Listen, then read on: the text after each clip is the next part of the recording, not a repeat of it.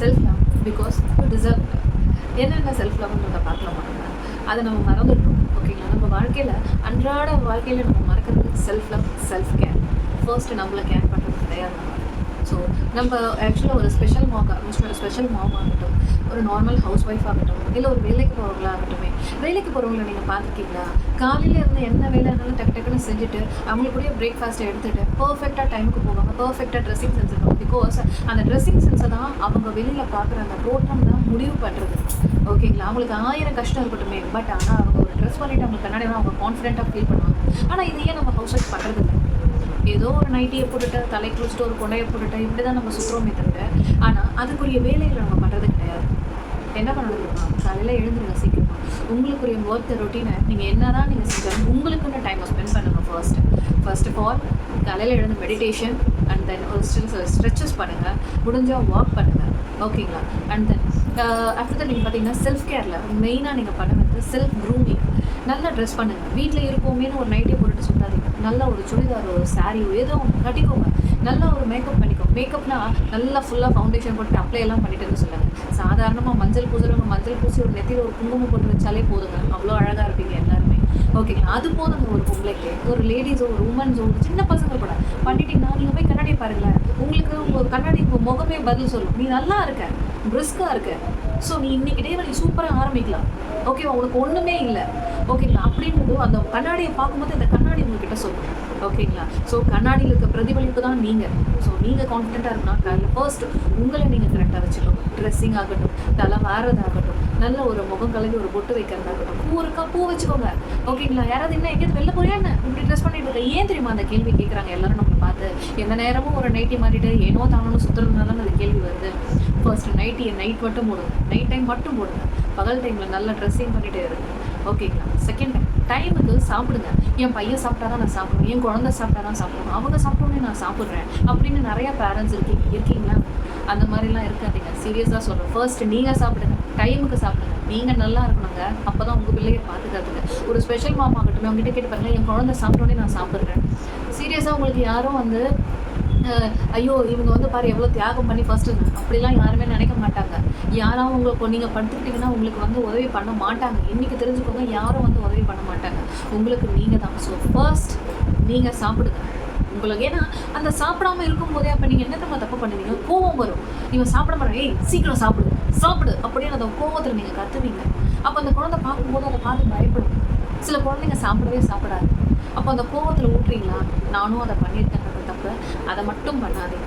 First நீங்கள் வயிறு நிறையா சாப்பிடுங்க, மனசு நிறையா சாப்பிட்டுட்டிங்களா? பொறுமையாக உட்காந்து ஊட்டுங்க.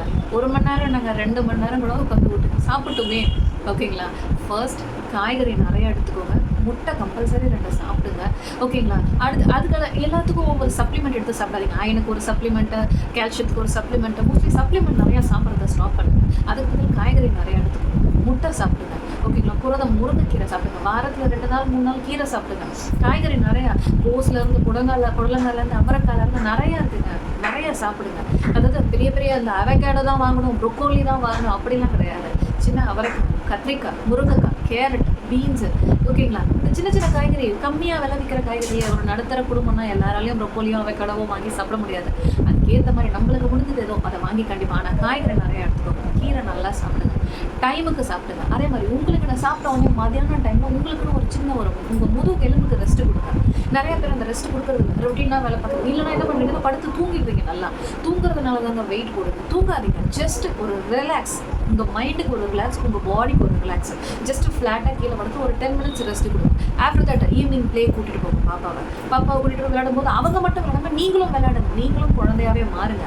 அப்போ உங்கள் மைண்டு ரிலாக்ஸேஷன் கிடைக்கும். And then after that evening dinner maximum 7 o'clock முடிய பாருங்க. நீங்களாக இருந்தால் இப்போ உமன்ஸாக இருக்கீங்கன்னா 7 o'clock முடியுங்க. இதே கிட்ஸாக இருந்தால் 8 o'clock முடியுங்க.